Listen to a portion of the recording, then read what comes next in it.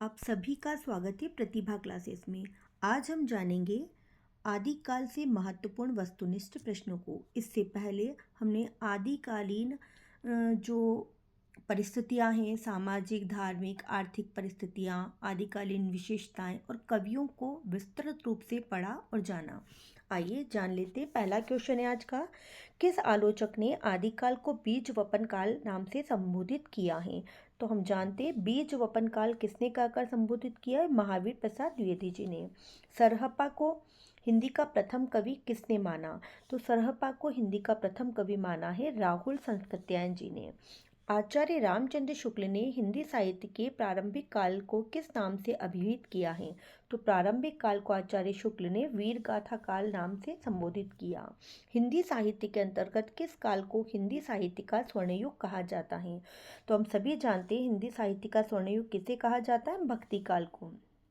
Next question है, आदिकालीन कृति ढोला मारूरा दुहा की गणना किस साहित्य के अंतर्गत की जाती है? ये ढोला मारूरा दुहा एक राजस्थानी लोक साहित्य माना जाता है, तो इसकी गणना लोक साहित्य के अंतर्गत आती है।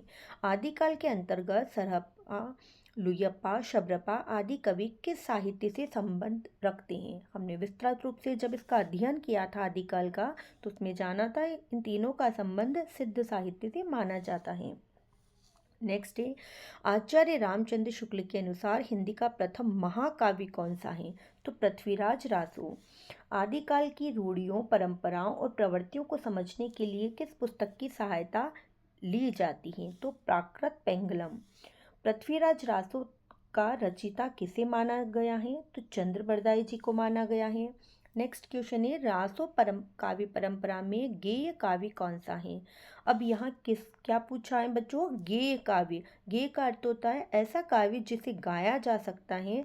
तो रासो परंपरा के अंतर्गत बीसल देव रासो इस प्रकार का काव्य माना जाता है। नेक्स्ट है, दामोदर शर्मा द्वारा लिखित उक्ति व्यक्ति प्रकरण किस प्रकार का ग्रंथ है? तो यह एक व्याकरण ग्रंथ माना जाता है।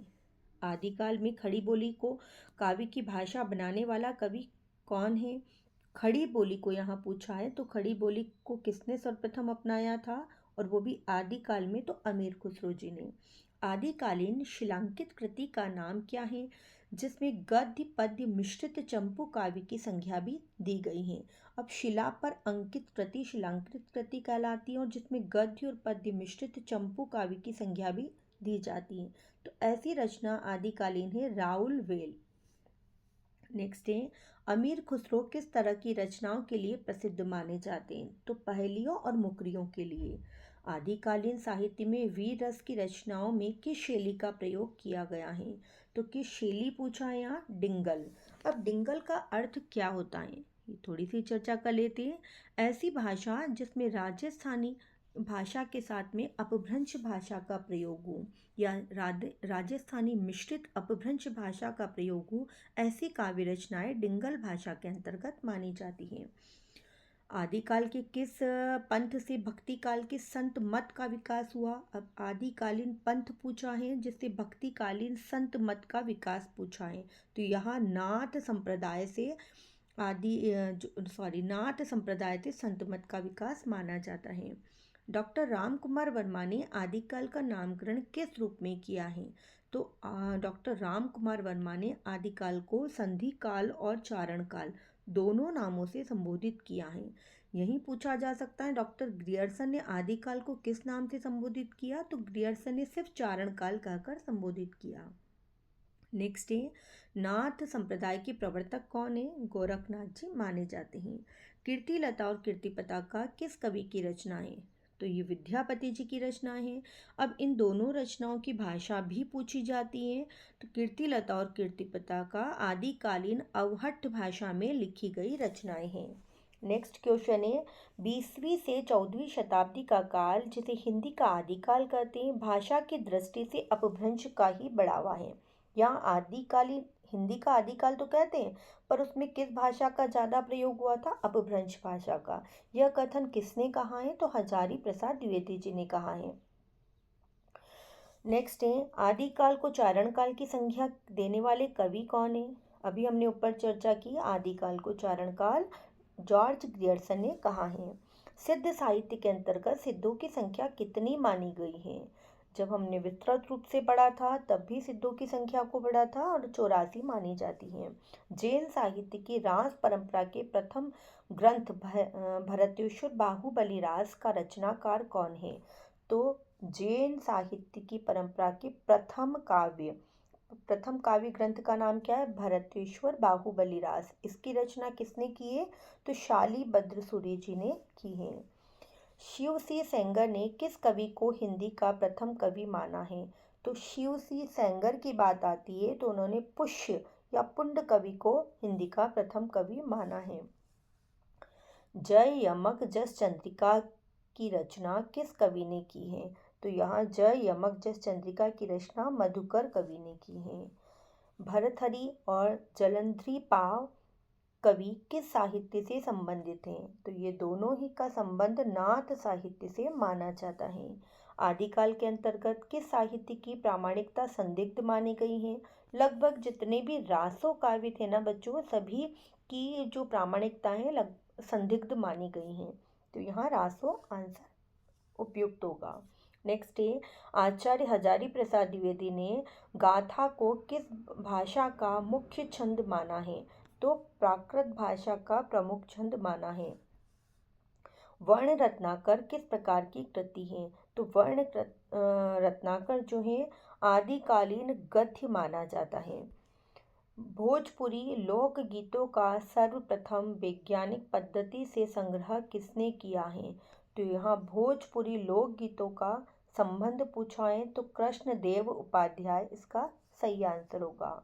भरतेश्वर बाहुबली रास के रचयिता कौन है? शालिभद्र सूरी माने जाते हैं। गाथा सप्तशती किस भाषा की रचना है?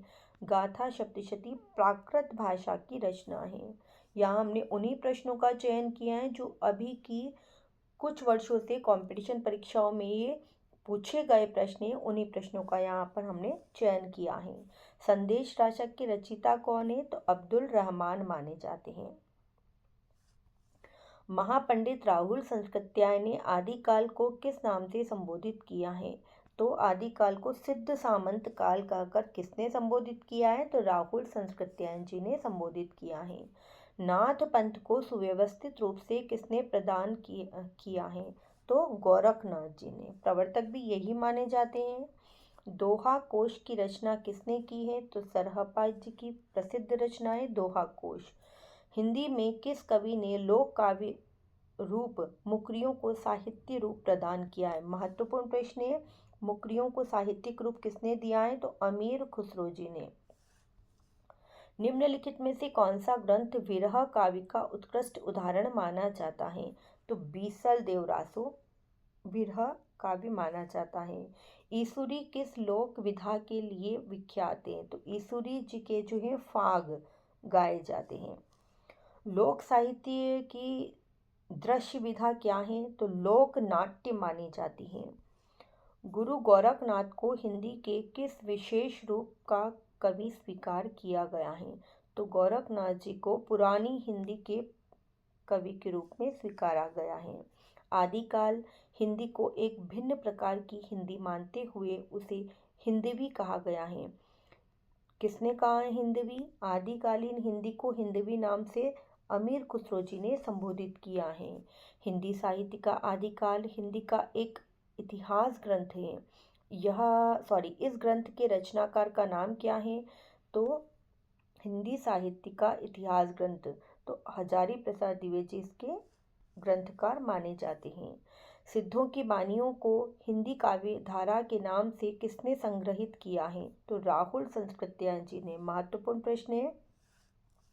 नेक्स्ट है, आदिकालीन काव्य की प्रसिद्ध पंक्ति भला हुआ जो मारिया बहिनी कुम्हार कंतु लज्जेज तू वैसी हूँ जई भग्गा घर एंतु किसके ग्रंथ में मिलती है? ये जो पंक्तियाँ हैं ये किसके ग्रंथ में मिलती है? तो हेमचंद जी के ग्रंथ की प्रमुख पंक्तियाँ मानी जाती हैं। आदिकाल के किस कवि की भाषा हिंदी के वर्तमान रूप के सर्वाधिक निकट मानी जाती है? तो अमीर खुसरो जी की भाषा। पृथ्वीराज रासों में मुख्य रूप से कौन सा रस प्रधान माना गया है? तो तो वीर और श्रृंगार इन दोनों ही रसों को मुख्य रूप से प्रधान रस की संज्ञा पृथ्वीराज रासों के अंतर्गत दी गई है। हिंदी साहित्य के आदि इतिहास का काल विभाजन करते हुए आचार्य शुक्ल ने प्रथम काल का नामकरण वीरगाथा काल किया। डॉक्टर हजारी प्रसाद द्विवेदी ने इसे क्या नाम दिया है? हम सभी जानते हैं इसको आदिकाल कहा है। गोरखनाथ की साधना पद्धति का नाम क्या है? तो हठ योग साधना। महत्वपूर्ण प्रश्न है बच्चों ये भी। हेमचंद जी का सिद्ध हेम शब्दानुशासन है, यह किस प्रकार का ग्रंथ माना जाता है? तो ये एक व्याकरण ग्रंथ माना जाता है। निश्चित रूप से आपको ये प्रश्न समझ में आए होंगे। यदि वीडियो आप लोगों के लिए उपयोगी है, आपको पसंद आया है, तो इसे लाइक, शेयर और सब्सक्राइब जरूर करना। धन्यवाद।